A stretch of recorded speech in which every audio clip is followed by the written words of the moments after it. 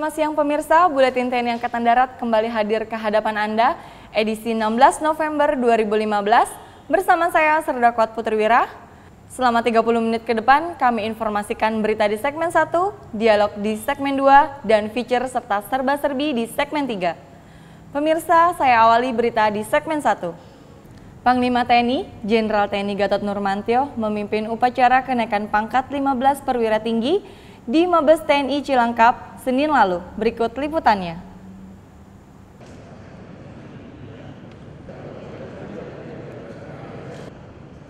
Sebanyak 15 perwira tinggi menerima kenaikan pangkat satu tingkat lebih tinggi dari pangkat semula.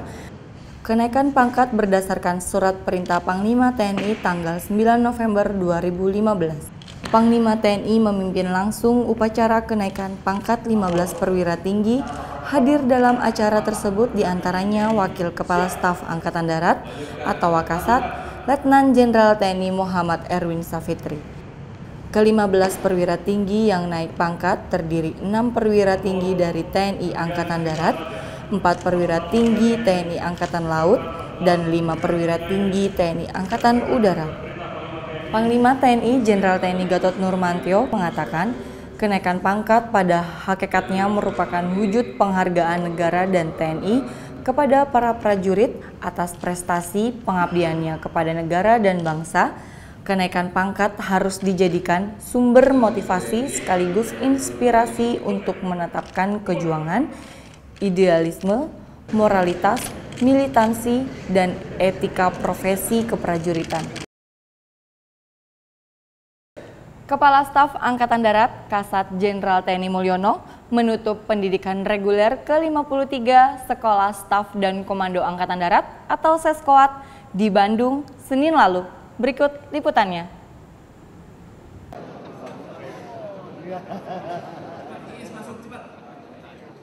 Sekolah Staf dan Komando Angkatan Darat merupakan pendidikan tertinggi Angkatan Darat yang berkedudukan langsung di bawah Kepala Staf Angkatan Darat dan memiliki peran penting dalam menciptakan kader-kader pimpinan masa depan. Penerima penghargaan prestasi belajar terbaik pertama diraih Mayor Infantri Filiala Ramadan, kedua Mayor Arhanud Hoirul Huda, dan ketiga Mayor Arhanud Jatmiko Adi Pramantio. Sedangkan karya tulis militer terbaik pertama diraih Mayor Infantri Denny Juwon Pranata, kedua Mayor CHK Ateng Karsoma, dan ketiga Mayor Infantri Dian Toro. Kasat Jenderal TNI Mulyono mengatakan, setelah lulus pendidikan Seskoat jangan hanya menjadi seorang perwira yang sekedar lulus saja, tetapi menjadi perwira yang tetap berprestasi dalam memimpin. Perwira siswa yang mengikuti pendidikan tahun ini, 300 orang perwira menengah dari Angkatan Darat, Angkatan Laut, Angkatan Udara, dan mancanegara, terdiri atas perwira siswa Angkatan Darat 285 orang, perwira siswa Angkatan Laut 2 orang, perwira siswa Angkatan Udara 2 orang, dan perwira dari negara sahabat atau mancanegara 11 orang, yang berasal dari negara Amerika Serikat, Australia, Tiongkok, India, Korea Selatan, Malaysia, Pakistan, Filipina, Singapura, Tanzania, dan Thailand. Pangdam 3 Siliwangi Mayor Jenderal TNI Hadi Prasojo menggelar Commanders Call TNI Polri di Bandung, Jumat lalu. Berikut liputannya.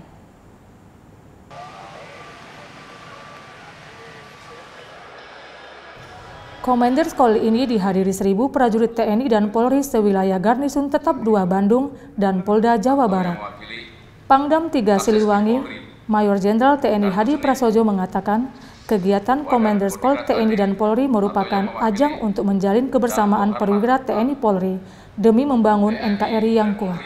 Pangdam mengajak semua perwira untuk senantiasa menjaga dan menjalin soliditas, solidaritas, kekompakan, dan komunikasi antara prajurit TNI dan Polri sampai ke tingkat bawah. Pangdam meminta agar tingkatkan sinergitas yang telah terbangun hingga tidak mudah terpancing oleh berbagai isu yang dapat mengadu domba TNI Polri oleh pihak-pihak yang menginginkan retaknya harmonisasi TNI Polri. Pangdam juga mengingatkan kepada anggota TNI dan Polri, khususnya para perwira, tentang netralitas terkait pilkada serentak yang akan digelar 9 Desember mendatang. Menurutnya, sinergitas TNI Polri dan komponen masyarakat akan menjadi kekuatan dan modal utama bangsa dalam kedaulatan dan keutuhan, serta tetap tegaknya NKRI, serta tunjukkan sikap empati terhadap permasalahan masyarakat yang terjadi di daerah. Pemirsa, saksikan dialog di segmen 2, tetaplah bersama Buletin TNI Angkatan Darat.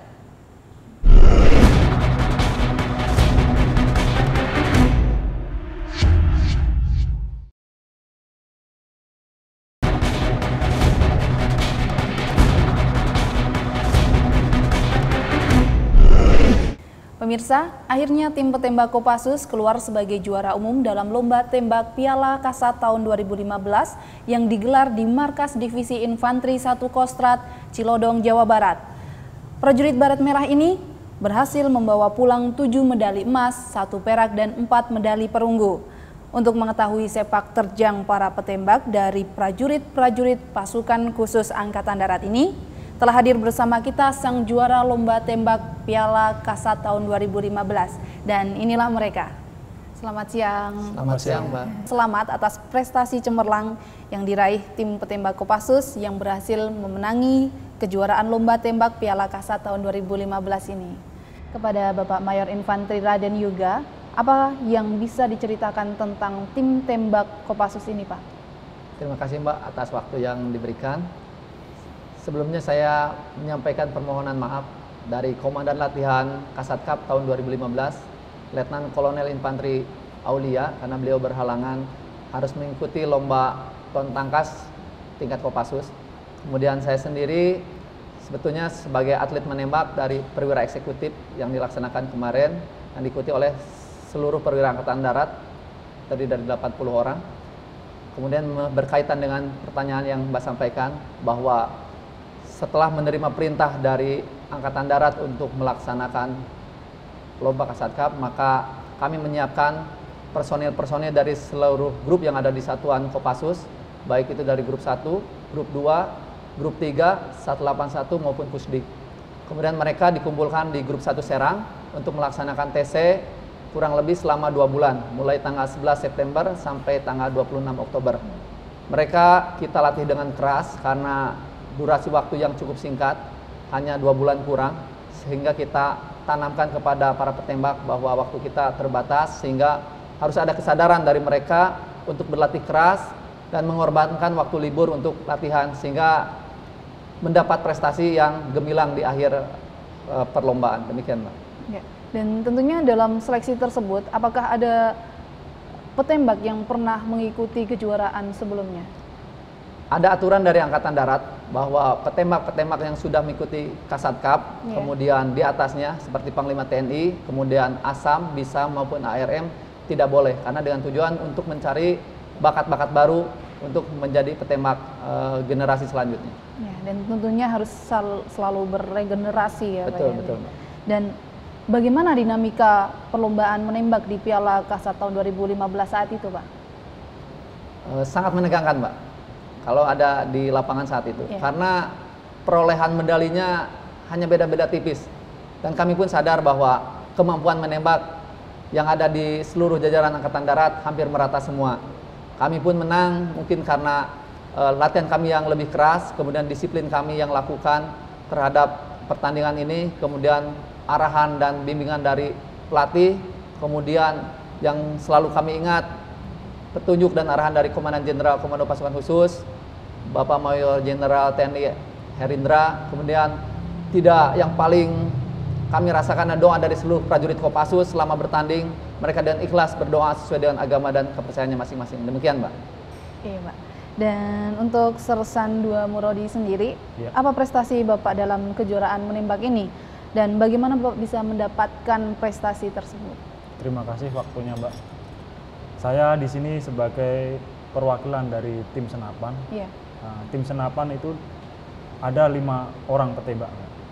Yang pertama saya sendiri, yang kedua ada Praka Heriawan grup 1, yang ketiga ada Pratu Andri dari grup 1 juga, yang keempat ada Pratu David dari grup 2, yang kelima ada Pratu Agung dari grup 1 juga.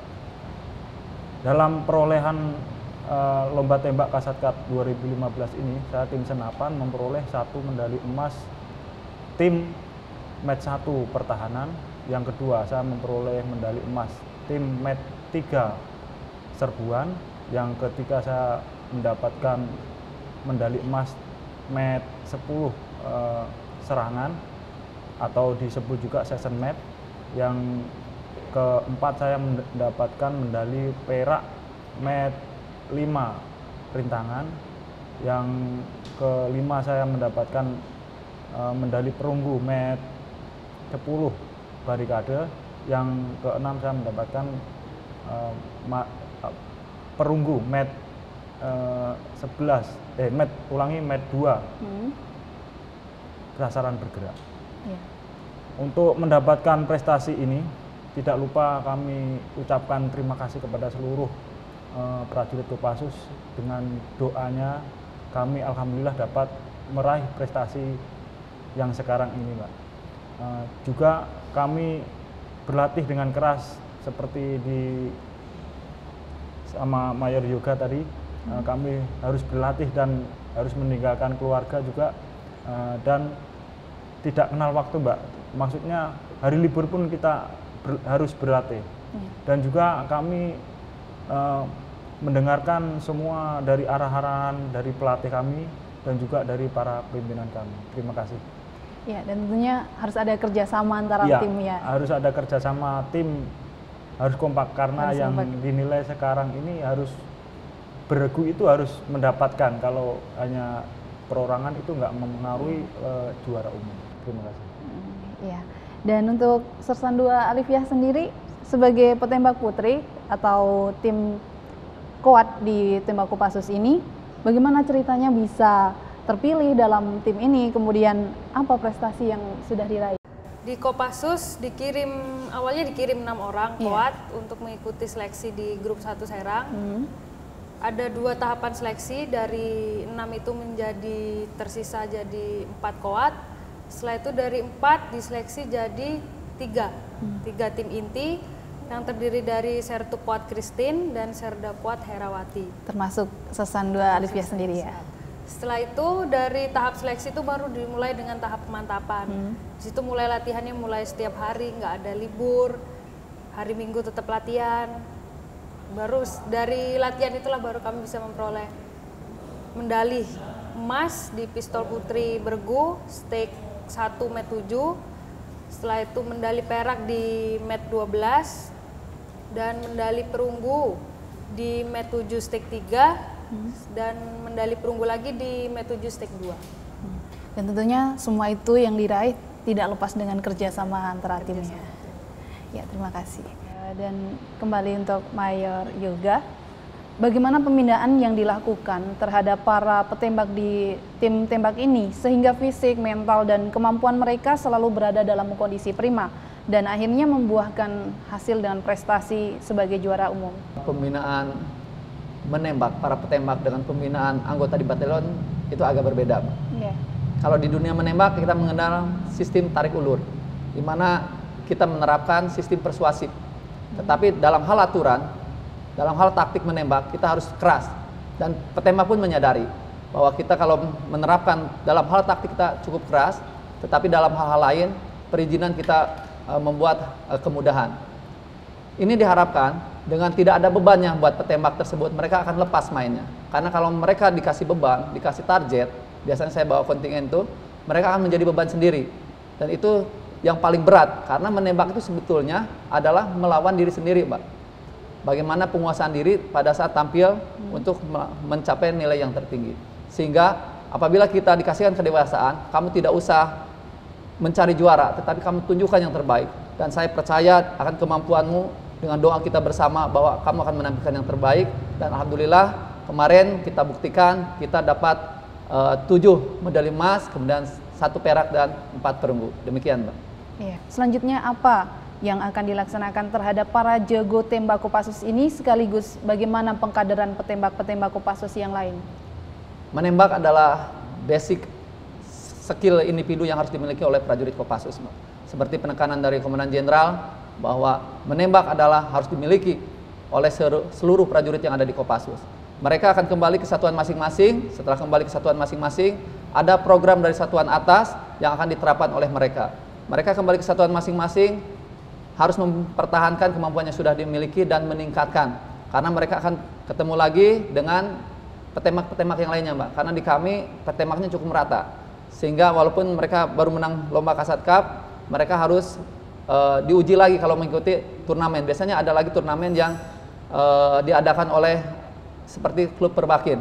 Tapi kalau untuk Angkatan Darat biasanya tahun depan baru ada lagi. Tapi untuk memelihara itu dan menguji mental para petembak, kita adakan mereka ikutkan lomba menembak seperti mungkin Kapolri Cup, Danjen Kopassus Cup, dan Korpaskas Cup. Nah, itu mereka akan teruji lagi mentalnya di sana. Dan petembak baru yang selain dari Kasat Cup kita akan ikutkan lagi. Sehingga mereka akan terpelihara kemampuannya dan tetap mempertahankan prestasi untuk kedepannya. Karena yang kita tuju adalah level yang lebih tinggi, Pak. Dan level yang lebih tinggi ini baik dalam Panglima TNI Cup, ARM, kemudian ASAM, BISAM. Sehingga ada sebutan bahwa Indonesia hanya punya petembak yang itu saja, itu akan kita hapus. Bahwa kita tunjukkan bahwa generasi kaderisasi kita berhasil dan mereka akan main pada level-level yang lebih tinggi. Demikian, Mbak. Iya, dan semoga prajurit petembak Kopassus ini semakin dapat meningkatkan prestasinya, ya Pak ya. Ya, terima kasih Pak atas kesediaan Mayor Infantri Raden Yoga, Sersan 2 Murodi dan Sersan 2 Alifiyah yang telah meluangkan waktu untuk berbincang-bincang bersama kami. Selamat bertugas dan sukses selalu. Komando. Komando. Pemirsa, demikian tadi perbincangan kita dengan tim petembak Kopassus yang keluar sebagai juara umum dalam Lomba Tembak Piala Kasat tahun 2015. Selanjutnya feature dan serba-serbi akan hadir di segmen 3. Tetaplah di Buletin TNI Angkatan Darat.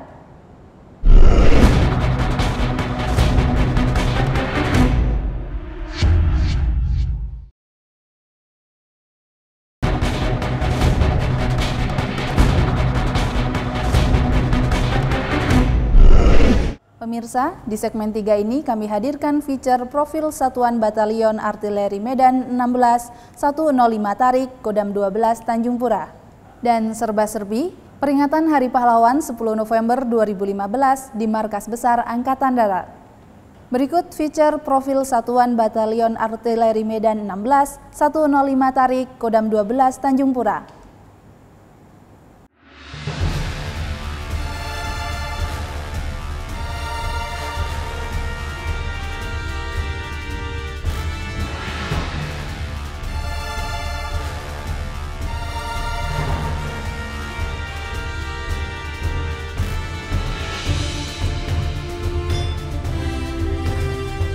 Batalion Artileri Medan 16 105 Tarik, Tumbak Kaputing atau yang lebih dikenal Yon Armet 16 TKP adalah satuan tempur artileri Medan di jajaran TNI Angkatan Darat yang berada di Kota Ngabang yang merupakan ibu kota dari Kabupaten Landak, Provinsi Kalimantan Barat.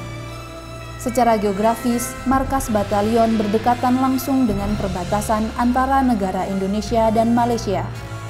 Oleh karenanya, Yon Armet 16 105 Tarik, Tumbak Kaputing memegang peranan penting dalam menjaga keutuhan dan kedaulatan wilayah Negara Kesatuan Republik Indonesia, khususnya dalam menjaga keamanan di wilayah perbatasan.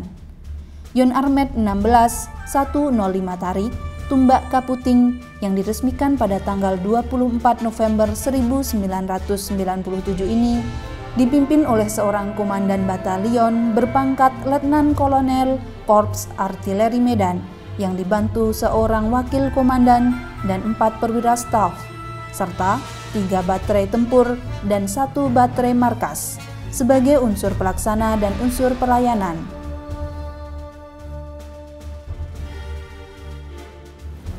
Batalion Armet 16 105 Tarik merupakan satuan jajaran Kodam 12 Tanjung Pura yang berkedudukan langsung di bawah Pangdam 12 Tanjung Pura. Adapun visi batalion kami yaitu menjadikan Satuan Batalion Armet 16 105 Tarik menjadi satuan yang solid, profesional, dicintai rakyat dan berguna bagi masyarakat luas. Untuk melaksanakan visi tersebut, maka adapun misi yang kami susun, yang pertama, memantapkan keimanan dan ketakwaan kepada Tuhan Yang Maha Esa. Yang kedua yaitu memelihara dan meningkatkan kemampuan perorangan dan satuan melalui wadah pembinaan satuan dengan pemberdayaan kondisi satuan. Yang ketiga, mengembangkan potensi satuan dan menanamkan semangat berbuat terbaik, berani, tulus, dan ikhlas. Yang keempat, meningkatkan dan memelihara mutu tempur dan kesiapsiagaan operasional satuan. Kelima, menegakkan hukum, disiplin, tata tertib, dan meningkatkan mental keprajuritan. Yang keenam, memelihara moral dan meningkatkan kesejahteraan prajurit beserta keluarganya. Yang ketujuh, meningkatkan kepedulian sosial untuk membantu mengatasi kesulitan masyarakat. Demikian visi misi Batalion Armet 16 105 Tarik. Semoga Tuhan selalu memberkati dalam pelaksanaan tugas dan pengabdian kami. Tumbak Kaputing.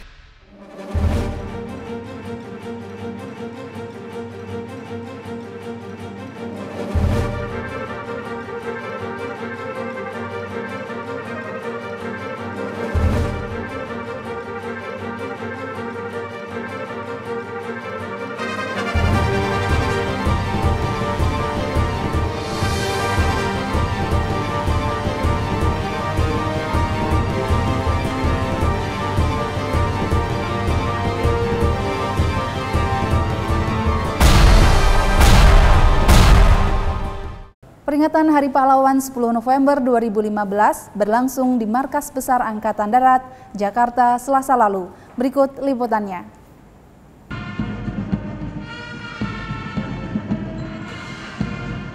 Pada peringatan Hari Pahlawan 10 November 2015 di Markas Besar Angkatan Darat, bertindak selaku Inspektur Upacara Wakil Asisten Perencanaan dan Anggaran Kasat Brigjen TNI Kasuri, Menteri Sosial Republik Indonesia Khofifah Indar Parawansa dalam amanat tertulisnya mengatakan peringatan Hari Pahlawan tahun 2015 difokuskan untuk membangun kesadaran dan ingatan kolektif seluruh bangsa Indonesia sebagai representasi pengakuan, penghormatan, dan penghargaan dari nilai-nilai kejuangan untuk diimplementasikan dalam kehidupan bernegara pada waktu kini dan akan datang.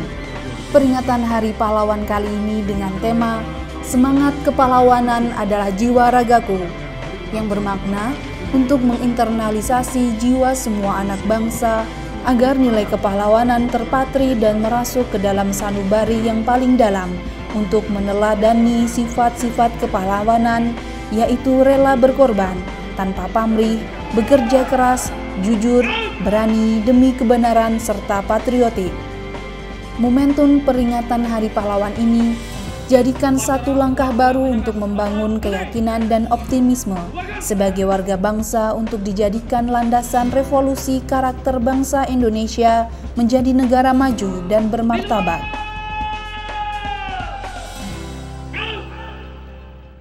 Pemirsa, demikian Buletin TNI Angkatan Darat edisi 16 November 2015. Semoga informasi yang kami sajikan dapat menambah pengetahuan dan dapat meningkatkan rasa cinta kita kepada Negara Kesatuan Republik Indonesia. Saya Serda Kuat Imo, pamit dari hadapan Anda. Sampai jumpa Senin depan. Salam.